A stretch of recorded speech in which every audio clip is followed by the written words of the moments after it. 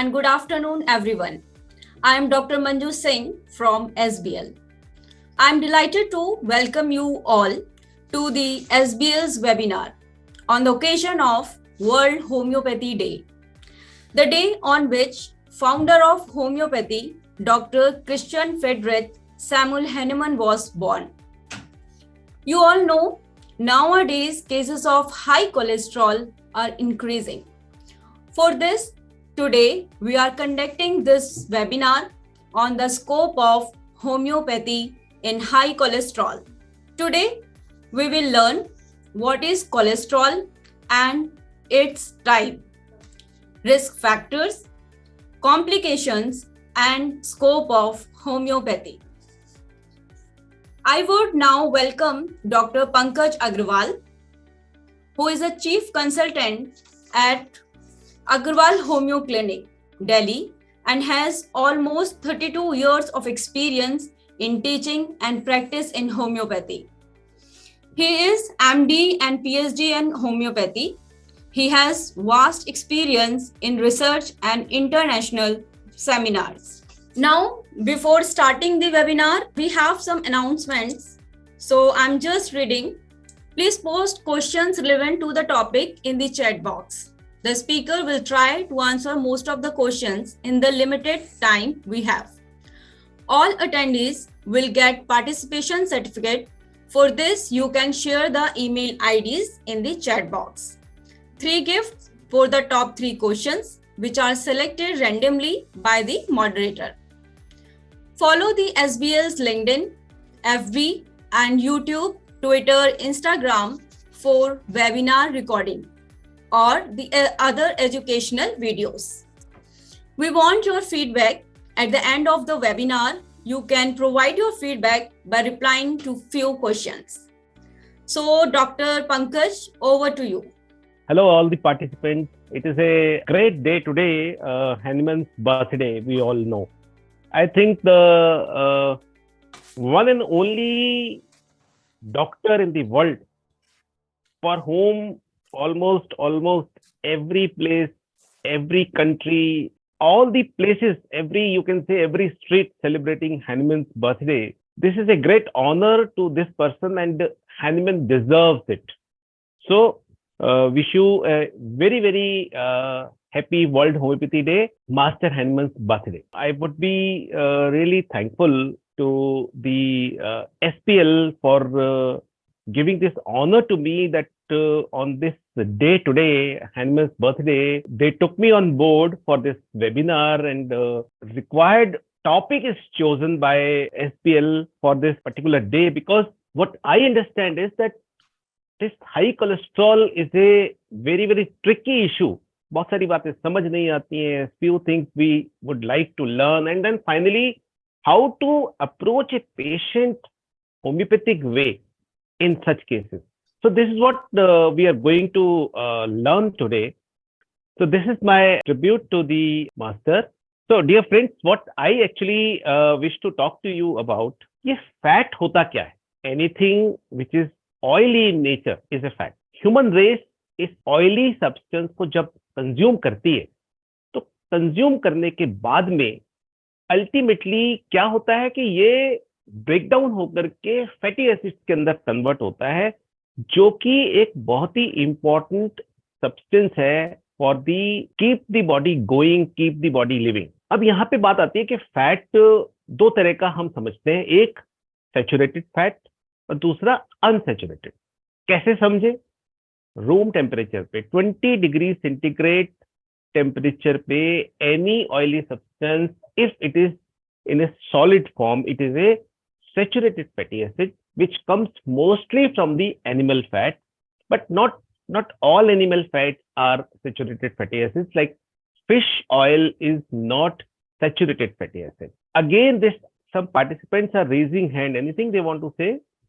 If anyone want to say, you can type your question in the chat box. We will reply at the time of the question and answer session. Fish oil is a unsaturated fatty acid. Unsaturated fatty acids mostly comes from the vegetable side, like mustard oil and all. But then coconut oil is a saturated fat. It is not a unsaturated one. Unsaturated fat भी हमें दो तरह के मिलते हैं. If you see many advertisement comes, they talk about PUFA and MUFA. It is poly unsaturated fatty acids and monounsaturated. It's a chemical chain. When it is one chain, mono means one. When it is one, it is mono, MUFA. If it is poly, यानी कि बहुत सारी, then it is PUFA. So it is generally understood that unsaturated fatty acids are the healthy one.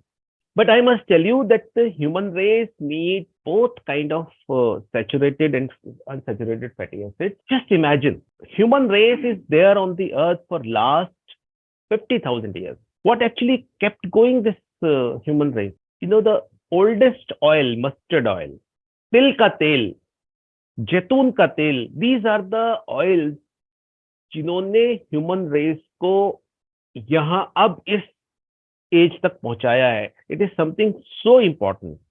But then for past couple of decade हमारे सामने कुछ problems आ गई हैं जिसको लेकर के हम लोग कहीं ना कहीं बीमार हैं. कहीं ना कहीं ये जो इतनी इंपॉर्टेंट चीज है ये हमें बीमार कर रही है, ये वाली बात को हमें समझने की जरूरत है. तो आइए हम इसको समझने की कोशिश करते हैं कि ये सब चीजें हैं क्या. तो कोलेस्ट्रॉल हमारे बॉडी में कैसे ट्रैवल करता है. कोलेस्ट्रॉल को अलग अलग सेल्स में जाना है, अलग अलग टिश्यूज में जाना है, अलग अलग ऑर्गन्स के अंदर जाना है. कैसे जाएंगे? Through the blood. ब्लड में कैसे ट्रैवल करेंगे? इनको एक कहना चाहिए कि एक कैरियज मिल जाता है. कैरियज हमेशा बॉडी में प्रोटीन होता है. प्रोटीन हर चीज को अपने साथ बांध के लेके जाता है. तो जिसको आप एपोलिपोप्रोटीन कहते हैं वो कैरियज है इसका. और जब एक प्रोटीन के साथ एक फैट, अलग अलग तरह के टाइप ऑफ फैट्स होते हैं, वो जब जुड़ जाते हैं तो उसको हम लिपोप्रोटीन कहते हैं. तो ये दो बड़े इंपॉर्टेंट लिपोप्रोटीन्स हैं, लो डेंसिटी लिपोप्रोटीन और हाई डेंसिटी लिपोप्रोटीन. आपने सबने इसके बारे में सुना है, एवरीवन नोज अबाउट इट. तो अब जरूरत इस बात को समझने की कि हम थोड़ा नेक्स्ट लेवल पे और जाते हैं कि फैट है क्या, ये क्यों चाहिए हमें. ये one very important, I'll take you every colleague of mine to the school class where we started learning cell क्या होता है. आज हम दोबारा से थोड़ा सा couple of words में रीलर्न करेंगे अबाउट द सेल. प्लांट के जितने भी सेल होते हैं they have a hard shell जिसको कि हम सेल वॉल कहते हैं. बट देन जितने भी एनिमल्स हैं, and we are talking here, we are concern with the human race, जो भी है इसके cell, they have a membrane. Generally हम लोगों ने क्या समझा है कि सेल मेम्ब्रेन बस आउटर बाउंड्री पे होती है और अंदर उसके सारे ऑर्गेनेले अपने तरीके से उसमें मूव इन करते रहते हैं, अपना काम करते रहते हैं. ना, ऐसा नहीं है. The truth is that all the organelle are covered, wrapped up with the cell membrane. Now imagine, amongst the cell, which is the part, the most important one? You can type your answer in the chat box. Which is the most important part? We have nucleus, we have alag-alag types of ribosomes, many other parts of the cells, which we call them organelle. Which one is the most important one? Which one? Everyone, please type your answer. Anyway, so what I wish to really convey to every one of you is that cell membrane is the most important part of the cell. Just imagine, if there is no cell membrane, there is no life. There is no cell, there is no life. So amongst the all, membrane is the most important one. And this membrane is only possible if there is a fatty acid layer is there, you all know. So this is what is the basic and most important requirement of the fat. Now, amongst many kind of fatty acids, there are certain fatty acids which are essential fatty acids. What do you mean by essential fatty acids? हमारी body carbohydrate से भी fat बना लेती है. It is possible for the liver and other parts of the cell to create the fat, to create the fatty acids, except the essential fatty acids. That is the reason we need to have in our diet all the fatty things. So this is a very fundamental function of the lipid in any living organism, is forming the outer inner membrane of the cell. Without membrane, no life, as I told you. अब हम समझने की कोशिश करते हैं कि इसके अलावा और क्या फंक्शंस होते हैं जो कि फैट के होते हैं। ये एक बहुत जरूरी बात है हम सभी को समझने के लिए। तो जब ये एसबीएल की तरफ से कहा गया कि मेरे को कोलेस्ट्रॉल के बारे में बात करनी है, तो मैंने जब ये सब चीजें रीसेंट रिसर्चेस के साथ जब मैंने स्टडी करी, तो मुझे ये पता लगा कि जो हमने अब से पहले चीजों को पढ़ा है, जो भी हमने अब से पहले की चीजों के बारे में बात करी है, उस बात के अंदर अब बहुत सारी न्यू नॉलेज एड ऑन हो गई है। और जो न्यू नॉलेज एड ऑन हुई है, it is more towards the homeopathic understanding of the life and the diseases and the treatment. Homeopathic sense में सारी की सारी मेडिकल रिसर्च आज के टाइम में, so far as I learned and I really studied, is going and supporting towards the concept of homeopathy and the way of treatment of homeopathy. So let us learn what are the functions, other functions. There are 7 functions of the fat in our body. लेकिन ये सारे function depend करते हैं body में जितने भी हमारे components of the food हैं, ये कंडीशनली वर्क करते हैं। कार्बोहाइड्रेट बॉडी में कंडीशनली वर्क करता है, प्रोटीन कंडीशनली वर्क करता है, फैट कंडीशनली वर्क करता है। किस कंडीशन पे डिपेंड करता है? इकोलॉजी पे डिपेंड करता है। हम किस तरह के शहर में, देश में, ठंडी जगह में, गर्म जगह में कहाँ रहते हैं, उसके अकॉर्डिंगली फैट का फंक्शन डिसाइड होता है। मेरा सोशल स्टेटस क्या है, मेरा नेचर ऑफ जॉब क्या है, और मेरा बिहेवियर क्या है। ये 3 बड़ी इंपॉर्टेंट बातें हैं जिसपे कि फैट का मेटाबॉलिज्म डिपेंड करता है। Then as the most abundant macromolecular constituent of the brain, हमारे बॉडी के अंदर ब्रेन का 70% part is fat. If you see the muscles means the most of the part of muscles are protein. Similarly, the brain, all the neurons, the 70% is fat. You can understand how fat is important. Multiple sclerosis, you must have learned the disease, multiple sclerosis. What is that? Myelin sheath on the neuron. That myelin sheath ऐसे ही होती है जैसे बिजली के तार के ऊपर उसके प्लास्टिक का cover. That myelin sheath is mainly and importantly formed by the fat. If that is removed, person suffer with multiple sclerosis, and you learn what is that multiple sclerosis. Then fat is a insulator against the cold temperature. In the tropical zone, जितने लोग भी रहते हैं, गरम देशों में जो भी लोग रहते हैं, इंडिया भी थोड़ा सा सेमी ट्रॉपिकल टाइप का कंट्री है, यहाँ पर आपको मेल्स में जो फैट मिलेगा वो एब्डोमिनल फैट ज्यादा मिलेगा। पूरे सबकुटेनियस के अंदर इतना सारा फैट नहीं मिलेगा। आदमी बहुत मोटा मोटा नहीं होता है, जो अब हो जाते हैं हम, कहीं ना कहीं ये गड़बड़ होनी शुरू हो गई है।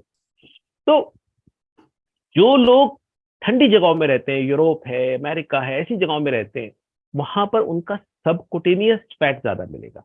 सबकुटेनियस इज सिंपल कि स्किन के नीचे पूरी लेयर ऑफ जो फैट की होती है, दैट इज सबकुटेनियस फैट। तो ये वहां ज्यादा मिलेगा। यू कैन अंडरस्टैंड किस तरह से इकोलॉजिकली ये बात डिसाइड होती है। इसी तरह से फैट का एक और बहुत इंपॉर्टेंट फंक्शन है कि एक बफर है, एक तरह का, किसी तरह का कोई धक्का लगे, किसी तरह का कोई इंजरी होने लगे, या कोई हमारे वर्क हमारा ऐसा है जिसमें हमारे बॉडी किसी पार्ट को एक बफर की जरूरत है। एक एग्जांपल मैं आपको इसके अंदर बताता हूँ कि ये बफर भी कहाँ पर होगा, कितना होगा, किस तरह से होगा, ये भी न्यूरो एंडोक्राइन सिग्नलिंग पे डिपेंड करता है।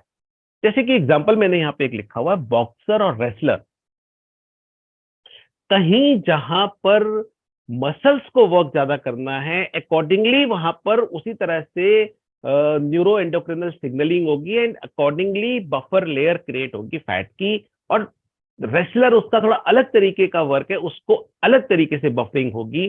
तो हम समझ सकते हैं कि हमारे अपने जैसे जैसे काम है, अकॉर्डिंगली बफर क्रिएट होता है कि हमें किस तरह की इंजरी होने का चांस है, वहां पर हमको बफर मिलेगा। इसी तरह से एक और बहुत इंपॉर्टेंट फंक्शन है, इससे fat is a modulator of aggression, sex and reproduction. आप इमेजिन करिए, when one female is going to be expecting mother, pregnancy के टाइम के अंदर किस तरीके से पूरा का पूरा सब कुछ चेंज हो जाता है, उसमें फैट का बहुत इंपॉर्टेंट रोल होता है। ऐसे करके इसकी बहुत सारी डिटेल है, मैं आपको ये सब पॉइंट मैंने लिख के आपको दे दिए हैं। आप लोग जब इसको जाके गूगल करेंगे तो आपको इससे रिलेटेड बहुत सारे रिसर्च पेपर मिलेंगे पढ़ने के लिए। Then another important function is fat is a immune modulator. आजकल हम सब patient, doctor, everyone talking immunity, and fat is a very very important immune modulator. How?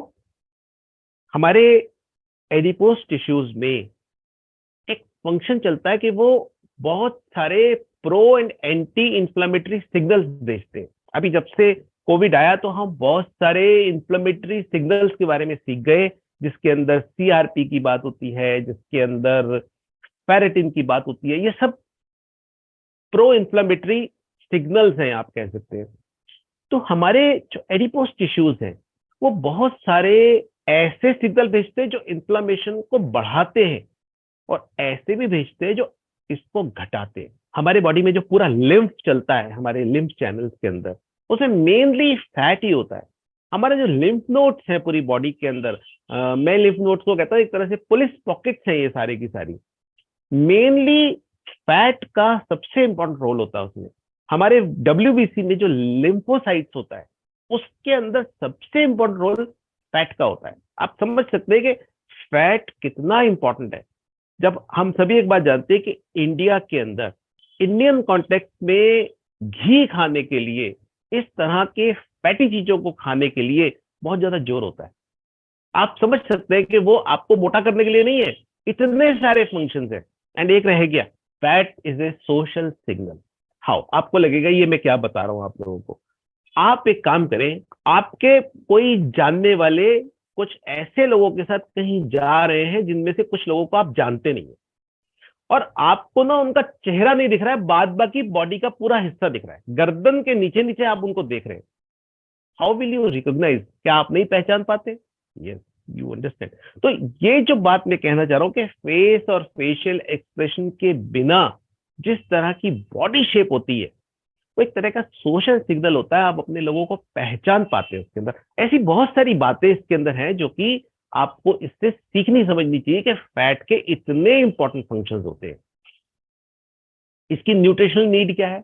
Living body has a capacity to synthesize fatty acids from the carbohydrate, but उसके बावजूद भी हमें, जैसे मैंने कहा कि एसेंशियल फैटी एसिड हमको synthesize नहीं हो सकता हमारे बॉडी में, we need to eat this in the food.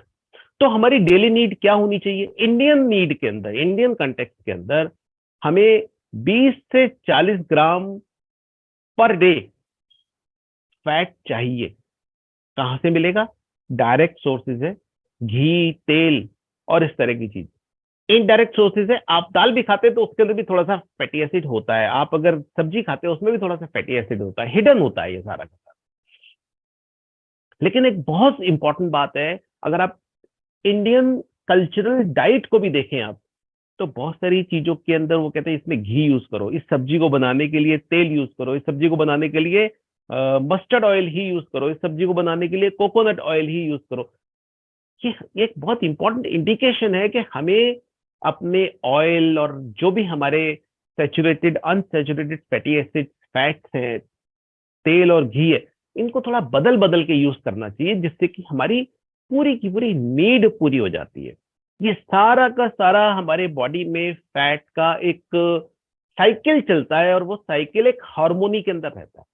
अब आप सोचे, what if the harmony of these fat component disrupt? क्या होगा? इसके डिसरप्शन की जब बात आती है, जैसे ही इसका डिसरप्शन होता है, इसको हम क्या कहते हैं? डिसलिपिडीमिया। अब lipid keeps flowing in a cycle of a harmony, but due to primary and secondary causes, it leads to dyslipidemia. आप समझते हैं what do you mean by primary causes? Such causes जिसके लिए कोई ऐसा कोई predisposing cause नहीं है, means it is coming due to certain changes somewhere in the genetic pattern or genetic aspect. And secondary causes are the lifestyle things and all such causes. So one by one, let's just have a simple tab on this कि ये जो metabolic upset है, ये बहुत सारी आने वाली diseases की आमद है, आने वाली डिजीजेस के बारे में रिस्पॉन्सिबल है. इट्स ए इन शॉर्ट अगर मैं बोलूं कि एक डॉक्टर को अगर आपके अंदर ये मेटाबॉलिक डिसऑर्डर जो हो गया है which we call as dyslipidemia, अगर इसकी जानकारी मिल जाती है तो आप प्रेडिक्शन कर सकते हैं कि in a time to come, in couple of months और सो, कुछ भी हार्ट रिलेटेड, कुछ भी पेनक्रियास रिलेटेड डिजीज हो सकती है. जहां कहीं भी if you find extremely high triglyceride, आप उस पर्सन के पेनक्रियास के बारे में सबसे ज्यादा ध्यान रखो.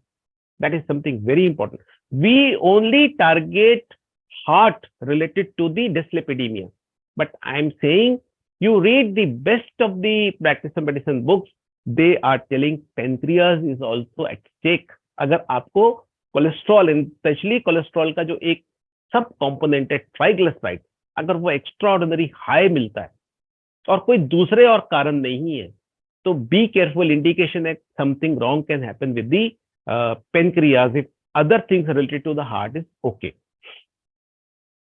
तो डिसलिपिडीमिया एक मेटाबॉलिक डिसऑर्डर है जिसका कोई एग्जैक्ट सडनली कोई सिम्टम डेवलप नहीं होता है, बट इसके साइन डेवलप हो सकते हैं लोगों के अंदर. जैसे एक आदमी बड़े अलग ढंग से मोटा दिखता है, ये साइन है कि इसके अंदर डिसलिपिडीमिया हो सकता है.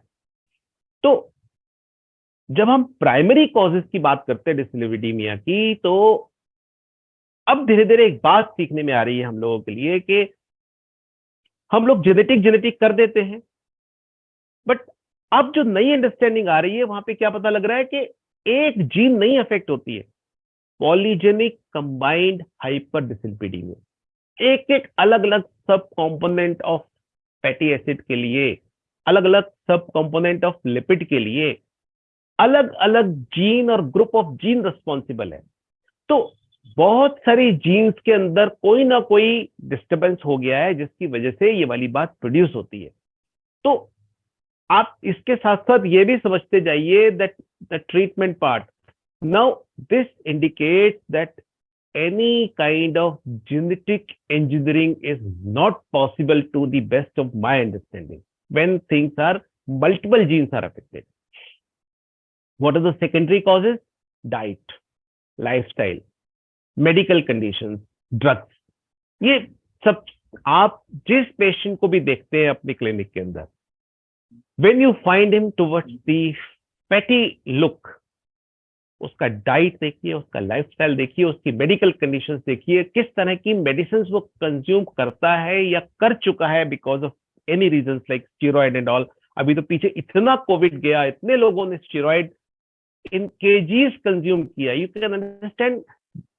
मैं तभी कहा ना कि एसबीएल ने ये टॉपिक चुना, हाई कोलेस्ट्रॉल. इसके अंदर बहुत बड़ा विजडम है that people have consumed steroid like anything, they are really going to have this disorder, and homeopathy is the answer. I'm coming to that point. With a very high cholesterol, you can develop fatty deposits in your blood vessels. Eventually these deposits grow, making it difficult for enough blood to flow through your arteries. Sometimes these deposits may break and lead to as a block, like a block by a clot to the heart and to the brain, which leads to the heart attack and the stroke. Now, because of dyslipidemia, these are the medical conditions जहां पर यहां क्या हो रहा है, ये बीमारियां हमारे अंदर हमारे लिपिड के हार्मोनियस साइकिल को बिगाड़ती हैं. Chronic kidney disease, diabetes, HIV, AIDS, hypothyroidism, lupus. There may be many others, but these are the major ones. तो ये इस बात से सीखने वाली बात क्या है, जो पेशेंट आपके पास सच डिजीजेस का आ रहा है उसके लिए आपने उसके डिसलिपिडीमिया की डिटेल्स को जानना है और अकॉर्डिंगली अपने प्रिस्क्राइबिंग में आपने ध्यान रखना है. But a patient who is coming to you may be for any other complaint, but family history में you get all these diseases. This is the indication that the patient who has come to you for certain other kind of treatment, but then if background family history of diseases are there of these, this patient is a very, very important subject for screening about dyslipidemia. This is the most important indication from the family history that patient should go for these tests. Now, age is a very, very important factor. Like very young children nowadays, 9 years onwards, they say for one time for 6 years, एक बार आपने उसका lipid profile कराना चाहिए. But after 35, 40, you should go for a lipid profile every year. But I'm saying if these are the diseases in the family, you have to be very, very critical about the dyslipidemia condition of the patient, of the person who is coming to you. Cholesterol, ये जो इसके नीचे लिखी हुई बीमारियां, acne, cancer, hypertension, HIV, AIDS, irregular heart rhythm, organ transplant, इसके लिए जो ट्रीटमेंट कर रहे हैं, जिस तरह का ट्रीटमेंट दिया जाता है, जिस तरह की दवाइयां यूज होती हैं, in such condition also you will find के किस तरीके से ये भी आपके अंदर डिसलिपिडीमिया प्रोड्यूस कर सकती हैं. So all these conditions and all these conditions in the family history, subject is really may suffer with dyslipidemia, you need to screen such cases. This is very, very important. तो ये हमने ध्यान देना बहुत जरूरी है कि हम किस किस तरीके के कंडीशंस के अंदर जाएंगे, और ये these are the risk factors जहां पर ये डिस्टर्ब होगा ही होगा. और अगर ये फैमिली हिस्ट्री है तो श्योर शॉर्ट डिस्टर्ब होगा ही होगा. Poor diet, eating too much of saturated fat, trans fat. Trans fat कहाँ होता है? जितना भी बाहर से खाना खाया जाता है इसके अंदर mostly trans fat. Saturated fats are found in fatty cuts of meat, full fat dairy product, इन सब के अंदर हमारे को ये सारी चीजें मिलती हैं. तो हमें बहुत ध्यान रखना है इन बातों के बारे में. जहां पर ओबेसिटी है, हमको अगर सिंपल बात है, आप उनका बॉडी मास इंडेक्स निकाल लीजिए, BMI, आपको पता है फॉर्मूला, नहीं हो तो गूगल करके देख के, जिसका भी BMI 30+ है वो ओबेसिटी के अंदर है. He needs screening for the high cholesterol. आपको बहुत सारे लोग ऐसे मिलेंगे उनको एक्सरसाइज करना पसंद ही नहीं है. एक्सरसाइज बॉडी के अंदर HDL को बढ़ाती है, जो कि एक गुड कोलेस्ट्रॉल होता है. कैसे गुड कोलेस्ट्रॉल होता है? आई वुड रिक्वेस्ट कि आप थोड़ा सा हैरिसन में जाके पढ़ें, आपको बहुत अच्छा इसके अंदर आपको डिटेल मिलेगा कि गुड कोलेस्ट्रॉल का मतलब क्या है. स्मोकिंग, स्मोकिंग एक बहुत बड़ा रिस्क फैक्टर है जो कि हमारे गुड कोलेस्ट्रॉल को कम कर देता है. अल्कोहल, अल्कोहल का मेटाबॉलिज्म आप पढ़ के देखिए लिवर के अंदर, आपको पता लगेगा कि किस तरीके से ये टन्स ऑफ कोलेस्ट्रॉल आपके अंदर अननेसेसरली लिवर को मजबूर करता है कि बना करके रखो. और जैसे कि मैंने एज के बारे में बता दिया था, 40 एंड अबव का कहीं ना कहीं ये डिस्टर्ब होना शुरू हो जाता है. नाउ जो मैंने पिछली स्लाइड में दिखाया, all those diseases and all these risk factors, इनको आपने ध्यान रखना है कि you need to really screen such patients जिनके साथ में ऐसी कोई भी कंडीशन है. आपने उनका कोलेस्ट्रॉल चेक करना ही करना है. अब क्या कॉम्प्लिकेशंस हो सकती हैं आपको मालूम है. ऐसे लोग इन ईयर्स टू कम में डेवलप चेस्ट पेन, जो कि डेफिनेटली कहीं ना कहीं कोरोनरी आर्टरी डिजीज की तरफ पेशेंट को लेके जाता है. वो भी इग्नोर हो गया तो क्या होगा? एकदम बिल्कुल हार्ट अटैक की कंडीशन आ सकती है, जिसके अंदर वो एंजाइना भी हो सकता है, और बात अगर उसको भी इग्नोर कर दिया गया तो कहीं ना कहीं मायोकार्डियल इंफार्क्शन की सिचुएशन डेवलप हो जाएगी. और अगर कहीं इधर उधर से प्लाक निकल करके चला गया ब्रेन की तरफ तो ब्रेन स्ट्रोक, एंड उसके अंदर हमारे को CVI के कंडीशन मिल जाएगी. And most important one which is most neglected, not taken care, pancreatitis. तो हार्ट, किसी तरह का कोई भी चेस्ट पेन, ब्रेन और पेनक्रियास, ये आपने डिसलिपिडीमिया के अंदर सबसे ज्यादा ध्यान देने की बात है. अब हम बात करते हैं कुछ मिनट के लिए हमारे इस कंडीशन में, इस मेटाबॉलिक डिसऑर्डर में, जो कि एक प्रिडिक्शन है बहुत सारी बीमारियों के बारे में जो हमने भी डिस्कस किया. What is the role of homeopathy? So how will you approach a patient as a homeopathic physician who is screened and found high in cholesterol? तो सबसे पहली बात तो जैसे मैंने कहा कि जहां पर मैंने अभी बताया हिस्ट्री मिलती है ऐसी डिजीजेस की या फैमिली में ऐसी हिस्ट्री मिलती है, you are going to screen them. इसके बाद स्क्रीन करिए diet, lifestyle, medical conditions, drugs if he is been taking something or he has taken for certain reason. क्या टेस्ट करेंगे? Lipid profile, TSH, insulin, fasting, blood sugar level, LFT, KFT and urine examination. See nephrotic syndrome की condition में भी उन patients का, क्योंकि nephrotic syndrome आप समझते हैं ना, बच्चों में होता है, वहां पर भी डिस्लिपिडीमिया हो जाएगा. तो हमें ये ध्यान रखना है कि हम एक सिंपल यूरिन टेस्ट भी हमें किस तरह की गाइडेंस दे सकता है. Insulin fasting and insulin fasting आपको लेबोरेटरी जो भी रेफरेंस रेंज बताती है नॉर्मल, वो मेरे हिसाब से ठीक नहीं है. Insulin fasting should be between 4 to 6, that is the normal range, that's it. इसके आगे है, जैसे कि यंग गर्ल्स के अंदर जिनको भी पीसीओएस या पीसीओडी है, उनका इंसुलिन फास्टिंग ज्यादा मिलेगा ही मिलेगा. दे आर सब्जेक्ट टू, और देखो उनके अंदर भी obesity one of the feature of PCOS and PCOD.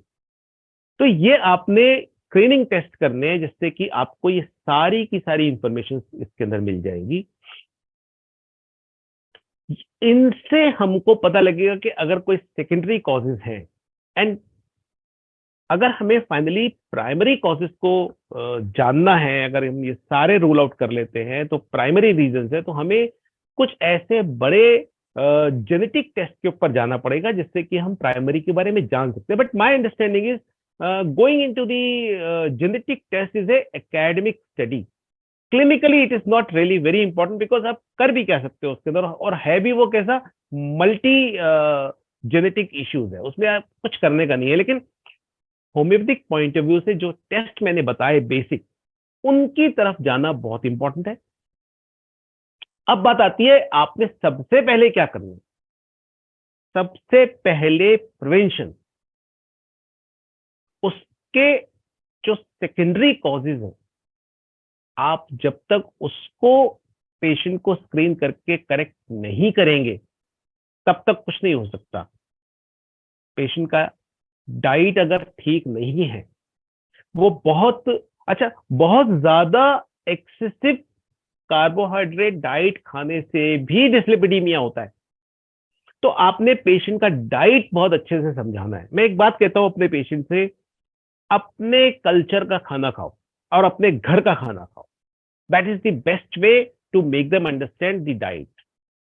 Lifestyle में आप देखो पेशेंट की एक्टिविटी है कि नहीं. आज आप बच्चों को देखो, यू विल आस्क अपने, मेरे क्लिनिक में आने वाले बच्चों से जब मैं बात करता हूं कि आउटडोर गेम्स कितना खेलते हो, तो उनका एक स्टैंडर्ड आंसर होता है, most of the children and their parents कभी कभी खेलने जाते हैं बाहर. व्हेन यू डू समथिंग कभी कभी means you don't do it, because उसका कोई इंपैक्ट नहीं होगा ना आपके बॉडी सिस्टम के ऊपर. तो बच्चों के अंदर outdoor activity, outdoor game, cycling, कोई बास्केटबॉल, कुछ भी खेलना बहुत जरूरी है. और बड़ों के लिए कोई भी किसी तरह का एक्सरसाइज करना बहुत जरूरी है. जो पसंद आता है, आप योगा करो, आप वेट ट्रेनिंग करो, आप वॉकिंग करो, कुछ तो जरूरी है. और मेडिकल कंडीशंस में किस तरह की दवाएं खा रहे हैं, वो मजबूरी भी हो सकती है बहुत सी जगहों पे. इस कंडीशंस को आपने देखना है. लेकिन अभी देखो रिसेंटली पूरे दिल्ली में और may be other places also, वहां पर बहुत सारा you will find viral fever चला. एंड आईसीएमआर रिपीटेडली ये वाली बात अपने नोटिफिकेशन में बोल रहा है, do not use antibiotic. But neither doctors are stopping it nor patients stopping it. Everyone taking कुछ हो गया एजिथ्रॉल खा लो. मैं ये बात क्यों कह रहा हूं यहाँ इस प्रेजेंटेशन में, बिकॉज अनड्यू मेडिकेशन के अंदर हम लोग देखते हैं कि बहुत सारा हमको मिलता है जिसके अंदर बहुत सारा दिक्कत आता है। तो जरूरत है इस बात की कि हम किस तरीके से अनड्यू मेडिकेशन से बच सकते हैं। तो इसी तरीके से हम आगे देखते हैं कि आफ्टर ऑल हमको और ऐसा क्या करना चाहिए। ये सारी चीजें मैं जो इस पे लिख रहा हूं आपको कि किस तरह के खाने में फाइब्रस फूड ज्यादा ऐड करो अपने खाने के अंदर, उस तरह के, तो उस तरीके के लिए हमको ये ध्यान देना है कि हम ऐसा खाना जो कि fruits, vegetables, whole grain items, आजकल मिलेट्स को यूज करने की बात हो रही है, वो हमें यूज करना चाहिए। एक्सरसाइज हमको करनी चाहिए। अल्कोहल मॉडरेशन हो मेरे हिसाब से बिल्कुल बंद होना चाहिए। एंड स्ट्रेस, इसको मैनेज करना बहुत ज्यादा जरूरी है। एक बार जब आप इस तरह के प्रिवेंटिव मेजर्स पे चले जाते हैं, उसके बावजूद भी सिचुएशन रिमेन्स द सेम, इसका मतलब प्राइमरी एलिमेंट है, नीड से individualised homeopathic treatment.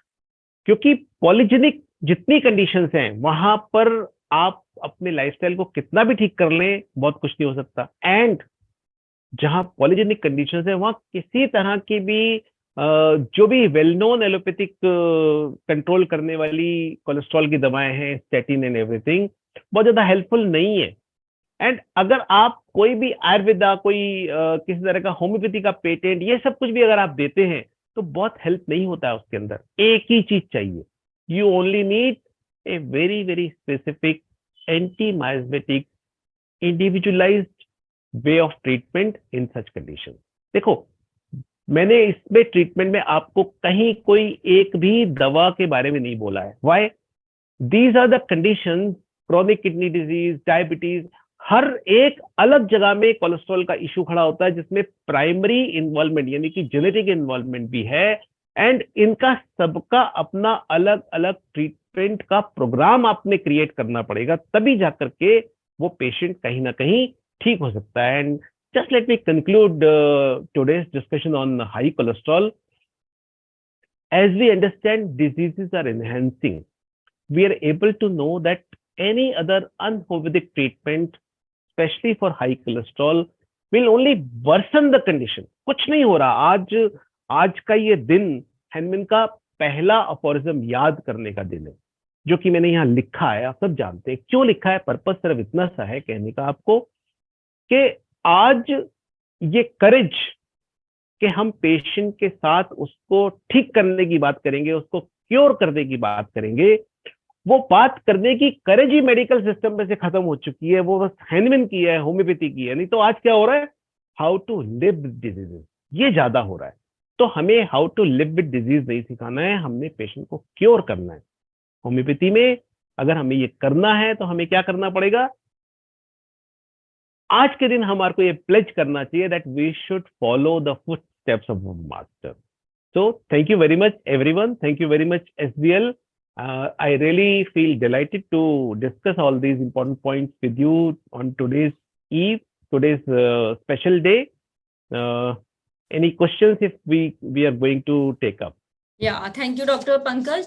I am also seeing the questions. Many questions are there. Yeah, so Dr. Pankaj, I'm reading few questions because of the time limit. We can consider only, few questions only. So the first questions from the audience is, what is bad cholesterol and how it affect our body? तो यहाँ पर ये समझ लीजिए जितना VLDL है, very low density cholesterol है, ये हमारे लिए सबसे ज्यादा हार्मफुल है। उसमें भी एक बात मैं कहना चाहता हूँ कि जब जो लोग हमेशा अपना लिपिड प्रोफाइल चेक करके आते हैं, उसमें आप टोटल कोलेस्ट्रॉल वर्सेस HDL का रेशियो देखो। बहुत सारे लोग कैलकुलेट करके लैब से भेजते हैं, नहीं है तो कोई बात नहीं, total cholesterol divided by HDL आप कर दो, जो रेशियो आए, ये रेशियो 4.30 एंड बिलो रहनी चाहिए। आपको समझ में आ जाएगा कि हाँ ये साइकिलिंग ठीक चल रही है। और अगर नहीं चल रही है इसका मतलब इसका दिक्कत है। Next question. The next question is, how homeopathy helps to cure cholesterol? हाँ, मैंने आपको सारा बताया।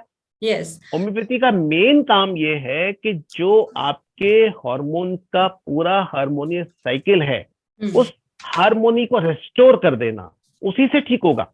आप किसी कोलेस्ट्रॉल को घटा के बढ़ा के उसकी हार्मोनी को ठीक नहीं कर सकते। ओनली विद होम्योपैथी आप वो हार्मोनी सेटल करते हो दोबारा से।